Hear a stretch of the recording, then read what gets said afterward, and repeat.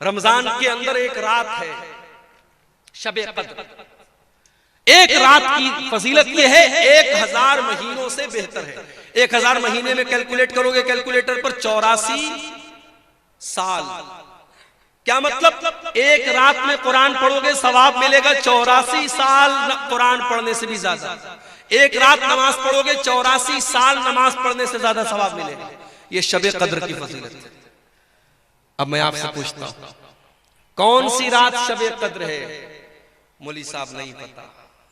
इतना पता है रमजान के आखिरी अशरे की किसी एक रात में है, लेकिन कौन सी रात है नहीं पता। जानते हो शबे कद्र कौन सी रात है?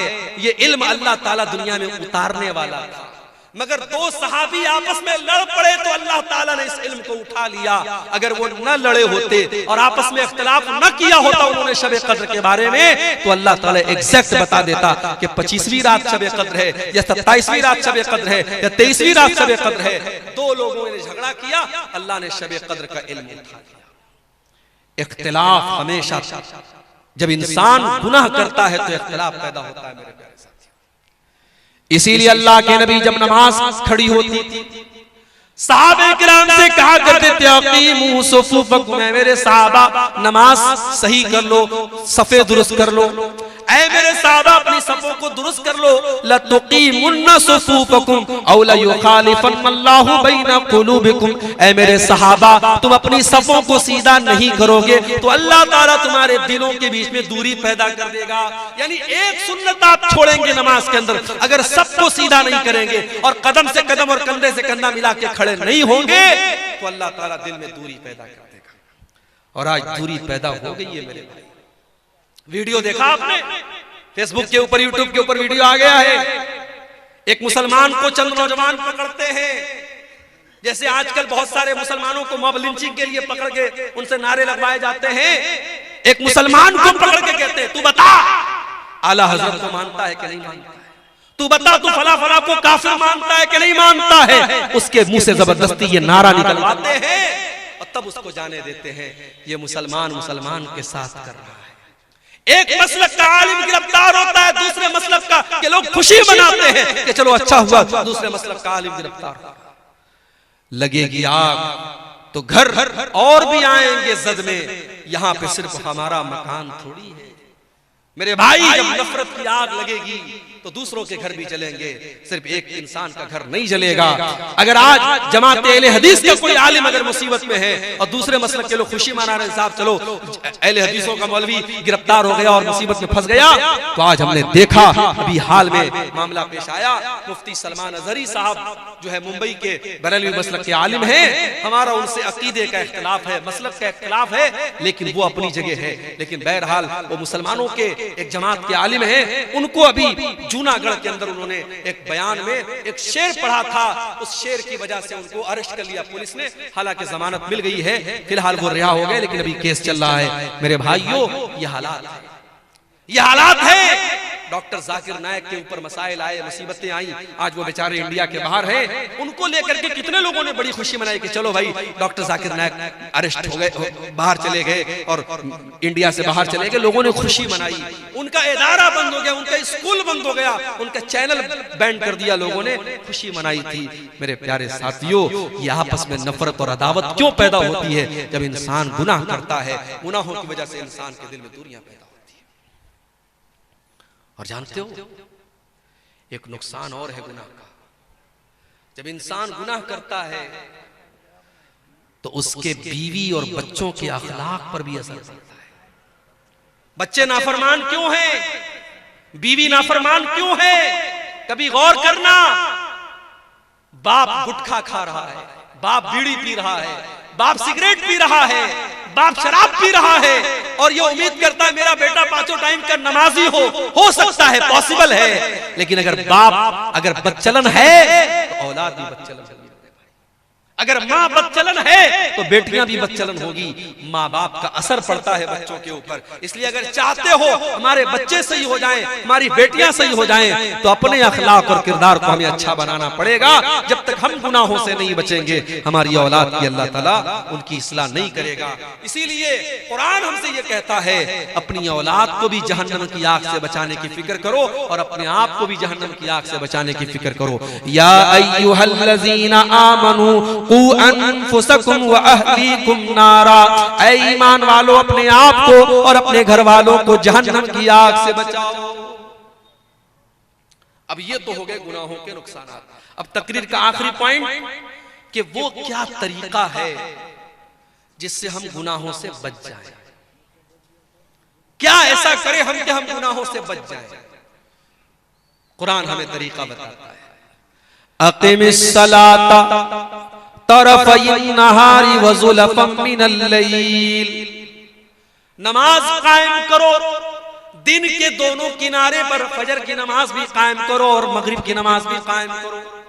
दिन के दोनों किनारों पर नमाज कायम करो। व ज़ुलफ़म मिनल लैल, और रात के कुछ हिस्से में भी नमाज कायम करो, यानी इशा की नमाज भी पढ़ो। या 3 नमाजों का जिक्र हुआ, हालांकि नमाज 5 टाइम की है। अल्लाह कह रहा है दिन के दोनों हिस्से पे नमाज कायम करो और रात के हिस्से में नमाज कायम करो। इन्नल हसनाति युज़हिबुन सय्यिआत, क्योंकि नेकी करने से गुनाह मिट जाते हैं। जब आप नमाज की पाबंदी करेंगे ऑटोमेटिक बहुत सारे गुनाहों से बचेंगे। हमारे बहुत सारे नौजवान, मैं जानता हूं, इंटरनेट का दौर है, मोबाइल पर गंदी चीजें देख रहे हैं, गंदी आदतों में पड़े हुए हैं। कभी कभी मेरे पास व्हाट्सएप पर ऐसे नौजवानों का मैसेज भी आता है, शेख साहब एक गंदी आदत में पड़ा हुआ हूं, दुआ कर दीजिए मेरे लिए, अल्लाह मुझे इस्लाह, मुझे कोई तरीका बता दीजिए। तरीका मैं कुरान का आपको बताता हूं, कुरान का तरीका आपको बताता हूं। अक़िमिस सलाता इन्नस सलाता तन्हा अनिल फ़हशाई वल मुनकर, नमाज कायम करो, बेशक नमाज आपको बेहयाई से और बुराई से रोकेगी। बेहयाई और बुराई से नमाज रोकेगी मेरे भाई। जब आप नमाज की पाबंदी करेंगे ऑटोमेटिक बहुत सारी गंदगी से, आप शराब पीने वाला अगर शराब भी पी रहा है और नमाज भी पढ़ रहा है, दोनों एक साथ नहीं चल सकते। जब नमाज की पाबंदी करेगा तो शराब के अड्डे पर नहीं जाएगा। जब वो अपने दिल में ये तय कर लेगा मुझे 5 टाइम नमाज पढ़ना है, जब दोस्त लोग कहेंगे चलो शराब के अड्डे पे चलो, कहेगा नहीं यार शराब पी लूंगा तो इशा कैसे पढ़ूंगा, फजर कैसे पढ़ूंगा, शराब की आदत छूट जाएगी। मोबाइल पर गंदी चीजें देख करके अपने आप को जो इंसान नापाक कर लेता था, जब उसे इस बात की चिंता होगी मुझे सुबह फजर की नमाज पढ़नी है, वो मोबाइल को बंद कर देगा, अपने आप को दूर करेगा, नहीं मुझे फजर की नमाज पढ़नी है। अपने दिल में ये अहद कर लो मेरे नौजवान साथियों, अगर इस गंदगी से अपने आप को बचाना चाहते हो, अपने दिल में ये अहद कर लो मुझे नमाज की पाबंदी करना है। और एक चीज और बता देता हूं, कभी आपने देखा होगा कैमरा लगा होता है एयरपोर्ट पर, कटिहार स्टेशन पे भी लगा हुआ है, पटना स्टेशन पर भी लगा हुआ है, बड़े बड़े मॉल में लगा होता है। कैमरा क्यों लगा रहता है? उस कैमरे का नाम क्या होता है? CCTV camera, security camera. उस कैमरे का मकसद क्या होता है? चोर चोरी करने के पहले सोच ले तेरी रिकॉर्डिंग हो रही है, किसी लड़की को छेड़ने वाला सोच ले तेरी तस्वीर आ रही है कैमरे के अंदर। कैमरा का डर चोर को खबरदार कर देता है, छेड़ने वाले को खबरदार कर देता, नहीं गलत काम मत करना, कैमरा रिकॉर्ड कर रहा है। दुनिया के कैमरे से डरने वालों, अल्लाह का कैमरा भी ऑन है 24 घंटे। अल्लाह की नजर तुम्हारे ऊपर 24 घंटे है।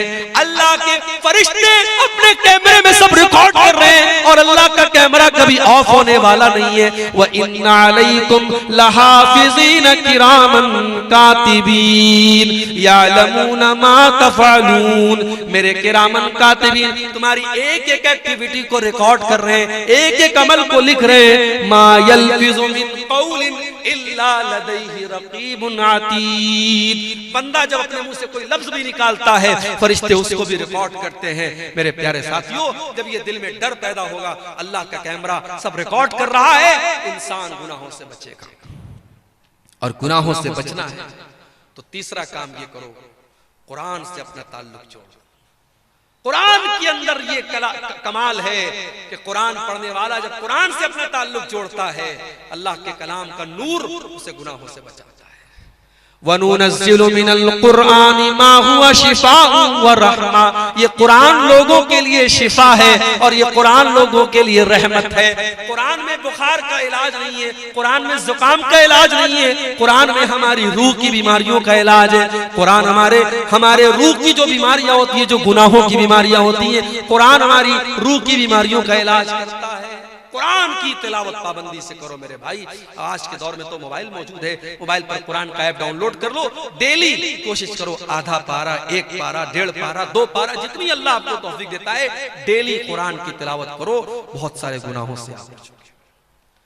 और तीसरा काम बता रहा हूं, नोट करो, अस्सदक़तु तुत्फ़िउ ग़ज़बर रब्ब। सदका खैरात करने से अल्लाह ताला की नाराजगी दूर होती है। अपनी आदत बना लो। ज़कात तो जो देना है देना है। 1 लाख रुपया अल्लाह ने मुझे दिया, मुझे 2,500 ज़कात देना है।